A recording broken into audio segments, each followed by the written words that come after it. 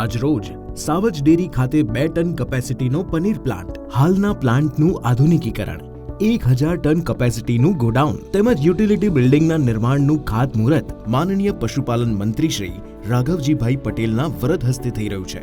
ઉપરોક્ત તમામ પ્રોજેક્ટનો અંદાજિત ખર્ચ 3500 લાખ છે, જેમાંથી 1069.13 લાખ જેટલી રકમની સહાય ગુજરાત સરકારની કચ્છ સૌરાષ્ટ્ર જિલ્લા ડેરી ડેવલપમેન્ટ પ્રોજેક્ટ અંતર્ગત ફાળવવામાં આવેલ છે। તે બદલ સાવજ ડેરી માનનીય મુખ્યમંત્રી શ્રી ભૂપેન્દ્રભાઈ પટેલ અને મંત્રી શ્રી રાઘવજીભાઈ પટેલ તેમજ ગુજરાત સરકારનો ખૂબ ખૂબ આભાર વ્યક્ત કરે છે।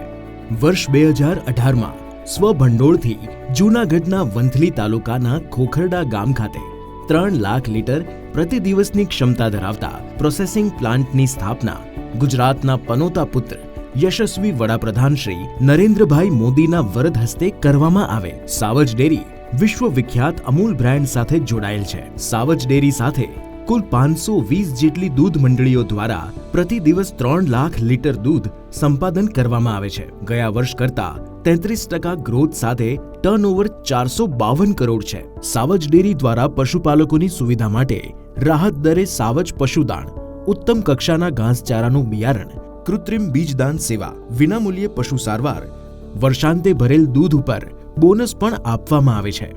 ચેરમેન શ્રી દિનેશભાઈ ખટારિયા અને નિયામક મંડળના કુશળ નેતૃત્વ હેઠળ દિન પ્રતિદિન પ્રગતિના શિખરો સર કરી રહી છે, જે જૂનાગઢ અને ગીર સોમનાથ જિલ્લાના અંદાજે 26,000 પશુપાલકો માટે ગૌરવ સમાન છે।